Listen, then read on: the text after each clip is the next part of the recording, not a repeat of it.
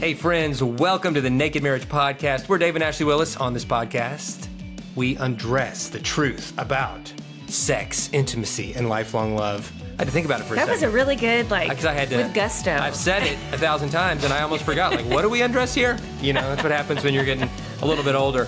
We've got a wonderful guest for you today. We're going to have a great conversation. Before we dive in and my lovely bride tells you who our guest is, I want to read a recent review. Again, thank you guys for sharing reviews. The reason why we promote them and share them here is because, one, it encourages us, but two, and more importantly, your reviews help other people discover the important conversations we're having here. Yes. So this recent review from Katie Colette 16 says 5 stars, great Christian-based advice. Thank you all so much for this podcast. Everyone always laughs because I reference myself as Mama Katie, even though I'm in my early 30s. I was not really sure what podcasts were and finally decided to explore the podcast world. I was not super impressed with any I explored until I came across the Naked Marriage Podcast. I am obsessed. Not only is it full of great relationship and marriage advice, but it is also Christian-based. In this day and age, it is so refreshing to have a source like the Naked Marriage Podcast that is open, but not pushy to non-believers, about what a marriage should look like and how God intends for it to be and work, and how we can work towards having the marriage God wants us to have. I have an hour and 10-minute commute to work one way, and I binge this podcast. I love my job, but was dreading the drive when I first took this position. Now I can't wait to get in the car so I can listen to this podcast on my commute. Thank you all again. Keep shining your light for others as you always do. Katie, thank you. You've made our day. And that for is all awesome. you guys who take us with you on your commute or your road trips, or have us in your office or at the gym in your earbuds, thank you. We just are honored to be on this journey with you. We are, Katie. That just warmed my heart. I love it. And making a commute better, making it a time when you can learn and connect with God is awesome. So, all right, today we are interviewing kind of an online friend that I've had for a while. We share the same literary agent, Blythe Daniels, and we just love her. And so today we are talking to my new friend, Rebecca George, and she does many things. She wrote a book called Do the Thing, Gospel-Centered Goals, Gumption and Grace for the Go-Getter Girl. If you're watching, you can see it right here on the screen. And she also has an awesome podcast that I've been listening to for a while since she started it, and it's called Radical Radiance. And a lot of other things going on too, but we're going to talk about today something we haven't really talked about, and that is how to support each other in our goals in marriage, both individually and together. Great and topic. It's just a really great conversation, so let's dive in. Well, Rebecca, thank you so much for being here on the Naked Marriage Podcast. We are so excited to be talking to you today. Oh, guys, I'm so excited to be with you. This feels long overdue on both ends. I've followed you guys and have loved your ministry for years, and so it's just a joy to be with you. Well, I feel exactly the same way as we talked about in the intro. I'm an avid listener of your Radical Radiance podcast, and I love your book, Do the Thing. And I even listened to Radical Radiance when it was called Do the Thing podcast. Oh, so I go, how wild is that? The OG people. The I OG, love it. I know. And I love how we're connected through Blythe Daniels, Yes. who's our literary agent, and just awesome. But I'm so glad to have you here today because I think you can speak on so many things. And how we like to often start our podcast conversations out is kind of hearing the origin story of you and your spouse. And Sure. so if you could start out just telling us how you met your husband and a little bit more about you guys, that'd be awesome. Sure, I would love to. Well, I am married to Dustin, who is a lead pastor of our local church here in East Tennessee, which the East Tennessee part is new to us. We would both call East Tennessee home. I grew up here and my husband lived here for about 20 years after college. And we actually met at a church I was attending in my college years and the years after that. We didn't date in that season. He was the children's pastor and I was teaching in our children's ministry. So we knew one another well. And it's so funny and I think really special when we began dating. There were so many people in our life, both of our lives separately, that knew us apart. But when they found out we were dating, it was this moment of, oh, Dustin and Rebecca. Well, of course, And so that was really special to kind of uncover with all of our friends as we began our story together. And we dated long distance in the season where God kind of brought us back together. He had moved back where he grew up in Mississippi to pastor a church. And we reconnected and dated long distance for about 6 to 8 months. Our story was pretty quick. We had known each other for quite a long time when we actually decided, okay, we're in this. We're really committed to this and where God is taking us and joining one another in ministry. And so I moved to Mississippi after we got married with him for a few years, about 3.5 years. So the pandemic years were there and leading a church kind of through that season. And then God brought us back to East Tennessee last August, and he's pastoring a church here now. And so in our 4 years of marriage, we have seen a lot of change. We've been through a lot of transition, and it's been a wild ride, if I'm real honest, our first few years of marriage. So we say about this season, it's kind of the first little stint of our marriage that's just been, it's had its challenges, but it's been really fun. Like we both love where we live, and we're getting to just have fun together for what feels like the first time after a really challenging season. So that's the bird's eye view. I love it. I love it. And I love hearing from fellow ministry couples, because we know that there are so many unique blessings that come with being a ministry couple, when you're in vocational ministry, but also there's unique challenges. And we live that too. And like taking another job at a different church and moving towns and all that kind of stuff, it can definitely be challenging on a marriage, and especially in the early years. And I know in listening to your Radical Radiance podcast, like that transition to Mississippi and then, a pandemic happening at the same time and being newlyweds, it was quite a lot. It's a lot. But I love how, and I'd love for you to speak more into this story. Really, that's what birthed what you're doing now, right? Like the book and the podcast. Can you tell us more about what inspired you to do that? Yeah, I can. I would say writing, speaking, leading something, like that's kind of always been in my bones. But I had this corporate career before I married Dustin. I was a corporate recruiter and did that for many, many years. And I always had this longing in my heart for more in a ministry space, but I didn't have the time for it. And so to your point, I married him and moved away from everything I'd ever known to a town of 12,000 people. And everything that you imagine when I say those words was my reality, when I moved, and it was not an easy transition, but in its place, I had all this capacity that I'd never had before. And of course I can say that real quickly in kind of a 30-second narrative when the actual reality of it was really hard. So for listeners, maybe in a season like that in their marriage today, I'm with you and I've been there. And I can look back and just see God's faithfulness in paving the way to give me the space and the time and the capacity, and to be married to a man who would champion that in me and that desire and that longing in me. And so it was in that season and really throughout the pandemic that I had the time for the first time to kind of explore, okay, I've always been a book girl. I've always had this desire to write and to speak. And I took the step of starting the podcast first, which I'm really thankful for. And then the book came later. But it really was this great gift from God in what otherwise was a really challenging season. And I always like to call that out because I think sometimes that's hard to see when we're in the thick of a hard season. But God really blessed that time, as hard as it was. You know what I mean? Yes. That's huge. Oh yeah, he really does. And you're no stranger though to pushing through difficult and painful circumstances, because just on a physical sense, you're a distance runner. I love those stories in your book. And I've attempted to be a distance runner in the past, but I'm no Rebecca George. She's next level. Well, I don't know about that, but because you run marathons. Yeah, I love the story. Of the marathon in your book, and just kind of the hope that you got from those kids, and and how you tie those experiences to life and ministry. Just thought that connected with me. So yes, thank you.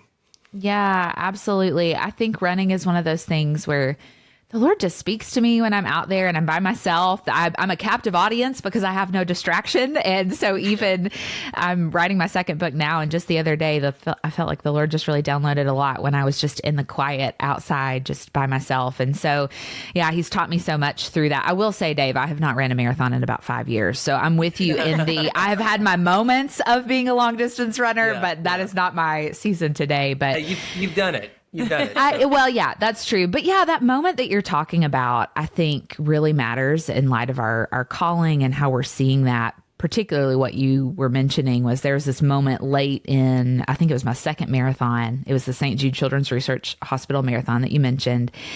And I thought I had gotten past the really emotional moment in the race where you run through the campus of St. Jude and patients and families are lining the streets. And it's such a special experience for anybody who's a runner that is looking for a new marathon to do. It's incredible.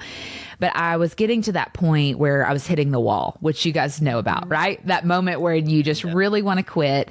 And it was hot on that particular day. And I do not run well in the heat. And so I was experiencing these heat exhaustion symptoms. And in hindsight, I probably should have quit and what that was doing to my body, but I didn't. And I was pressing through. And I had this moment where, and I can close my eyes and remember exactly where I was. I was running towards this bridge coming back into downtown Memphis. And I saw this little girl sitting in a wheelchair with her family. And the closer I get to her, I can begin to hear her cheering my name. My name is across my bib that I was wearing that day. And she's, cheering, "Go, Rebecca, go, Rebecca, go." And the closer I get to the family, I can see that she's holding this poster in her hands. And a few more steps and I can begin to read the poster. And it says, "The same power that raised Jesus from the grave is living inside of you. You can do this." So powerful. Same power that raised Jesus himself from the grave is living inside of you, the Holy Spirit. And I just remember taking step after step for those last 6.2 something miles and just repeating that biblical truth to myself over and over that I memorized as a child. I was raised in the church and I know that the Holy Spirit resides in us. But to actually live that out in a moment when I was wanting to quit, when I was exhausted, it actually felt like a lot of moments in our everyday calling. And that was what I walked away from that experience kind of remembering, and the Lord really putting on my heart was in those moments when we really want to quit, when we have to endure, we're actually not doing that alone. And to really stand on those foundational biblical truths of remembering that He resides in us, the same power that raised Jesus from the grave. And because of that, we can endure through our path forward. And so, yeah, that was a really powerful moment in that race for me.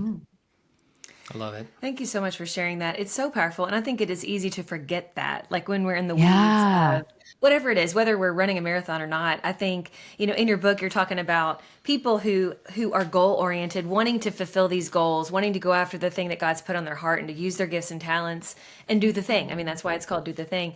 But I do think it's so easy just to want to give up, because you get to this certain point and then you want to give up. And even in marriage, I know in our own marriage, we're both pretty goal oriented people. Like we're achievers, by nature, but there have been times where both of us have maybe started down a path of something, whether individually or together, something we feel called to, a project we feel like God's called us to. But then when you really get in the thick of it, you're like, why did we do this? Why did we do this? What were we thinking? We were just actually, before we got on this interview with you, we were recounting that. I don't know why, but we were. I'm so much better at starting things than finishing things is the problem. Man, isn't that the truth? It is. And I feel like as married couples, and I would love for you to speak into this, we have, a lot of people will write us and they'll say, I really, my spouse is maybe more driven than me. How do I support them in that without, but also temper them being so achievement with such an achievement mindset that they're like neglecting the marriage, right. Because there is a balance there. And what would you say to couples like that? Yeah, man, I've experienced that in our marriage for sure. And I would say we are similar in that we're both very high drive. We're both very high achievers. We work very hard. So I would say we don't naturally gravitate towards rest. If we drift towards anything, it's overcommitting ourselves, right? And so I think sharing that in common, we can see it in the other, right? And we can begin to recognize like, ooh, man, we've said too many yeses. So what do we need to say no to? And we can begin to have those conversations, and it feels probably a little uncomfortable for both of us. Right. And so that's shared for somebody who maybe is opposite in that way. And maybe, they see what you're describing in their marriage. I actually think that's a gift too. And some language that my husband and I will use sometimes when maybe he loves a particular thing and maybe I don't so much love a particular thing, or the opposite. I'll give you a very trivial example. The other day we were at Dollywood. We're about 45 minutes from Dollywood. I love Dollywood. It is a core memory for me. It's so fun. It's so fun. I mean, where else in the world can you listen to bluegrass music, ride a roller coaster, and eat a funnel cake in the same hour? It's fabulous. But so I do not mind standing in line for an hour or more to ride something I really want to ride, right? That really just grates on my husband. He hates just standing still, feeling like he's not making progress, right? And so he was recounting our day to a friend, and I heard him use this language. He said, "We love Dollywood." And what he meant by that was, I don't naturally drift, as we're saying, towards loving standing in line at Dollywood. Right. But my wife loves riding this brand new roller coaster that opened a month ago. And I'm going to die to self and choose to stand in line and give her this moment that she's been wanting, right? We all have those moments in our marriage. And so I think sometimes it's that choice to say, we in our oneness are going to pursue this thing, or I'm going to support in that way.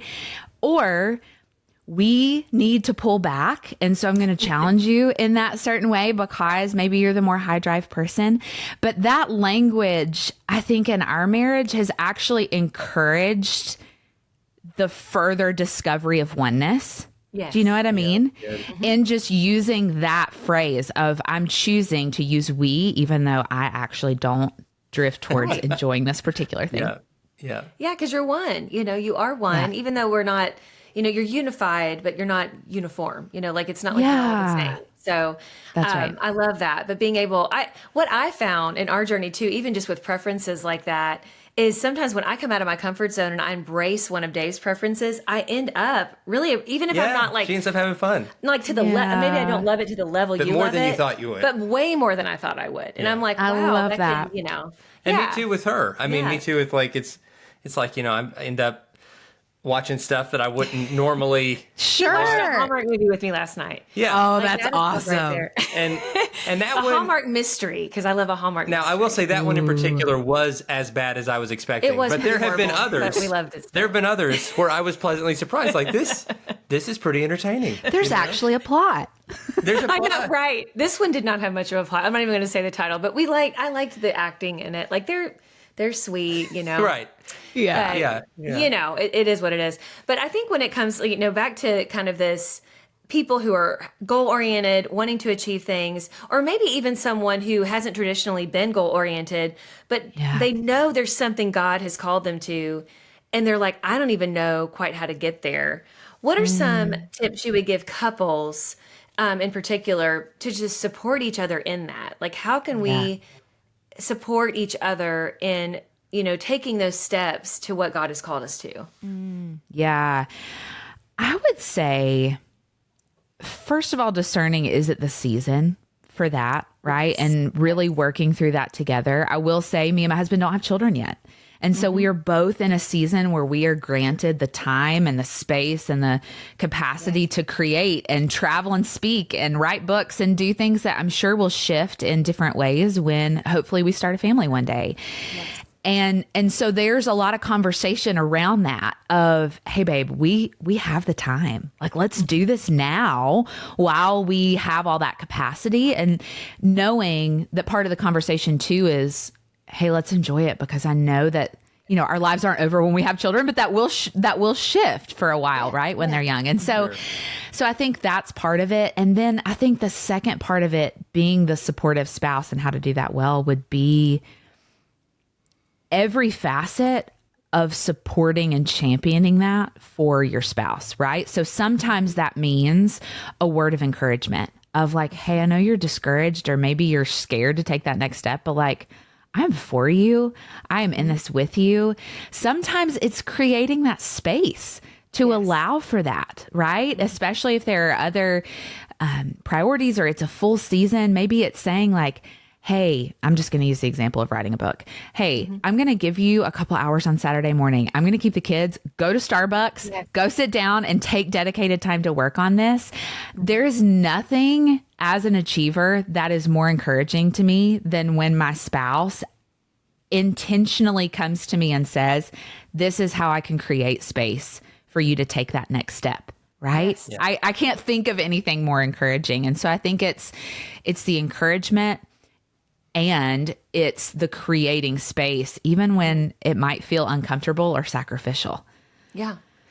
No, that's so wise. I mean, and you were so ahead of the game, even already thinking that way prior to kids, because I think we've had to probably learn the hard way. I don't think we had the wisdom you have, Rebecca, like before we had children. How old were y'all when you got married? How old were you? We were kids. We that were, was part of it. Okay. Gosh, we were very young. Very young, 22 and 20 when we got married. And we waited about 4 years before we started our family. But but even after that, and I came in and out of staying at home with the kids. So I worked up till we had kids, but we both, coming into the marriage, this was something we had discussed in premarital counseling. We knew that I wanted to have that time at home, at least to a certain point in their growing up with each of our children. And thankfully, God's made that possible. We've adjusted our schedules, and I've worked full time too, in and out. So it's kind of, it's looked a lot of different ways: part time, full time, at home, and which I believe is like the hardest job. But so like I remember in particular, I love how you mentioned the things you mentioned about making space. I was in the midst of with our fourth child. I had been working full time, got pregnant with our fourth child, and then once we had Chatham, our fourth boy. I was like, I was enjoying that time at home, but then our marriage ministry started picking up and I was blogging at the time. So I was working like part-time, but then it was picking up more. And then we were having like speaking engagements and different things. And then I started, I guess I met with Blythe, our literary agent, and it was time to write my book, Peace Pirates. And it was kind of hard finding that time. And I remember Dave going out of his way to say, let me take the kids. And then there came a time where it was more than just, because he's got, a full-time job too. He's like, okay, we need some help. Let's find room in the budget to have a babysitter come 20 hours a week. And like, wow, we really prayed about it. God brought us the right babysitter. And he didn't make me, neither one of us ever made the other feel bad for needing that time. I mean, there's always a balance to it, obviously. You don't want to ever do it to the expense of your family. But I just remember for me in that season, it was really good for Dave to just champion me in that. I think you've used that word, Rebecca, champion me, and saying like, okay, even in the midst of this season, God's calling you to this as well. Because I think sometimes we forget that he can call us to multiple things. And it is a balance. But I remember I really appreciated him doing that because sometimes I would feel like, I don't know if I have the time or space. And granted, it looks different, like you said, in different seasons. There's been times where I've had to slow it down. And then other times where it's like, okay, it's go time. Like, this is the time. Let's do it. Let's ride this wave. And, I think that's a really good perspective to have. And I think too, and maybe you could speak on this too, Rebecca, just because you can't do everything right now is not an outright no, from your spouse or maybe from God. It's because I think we get really, I don't know, just disappointed and maybe feeling like our dream, our calling is never going to fully happen because it's not right now.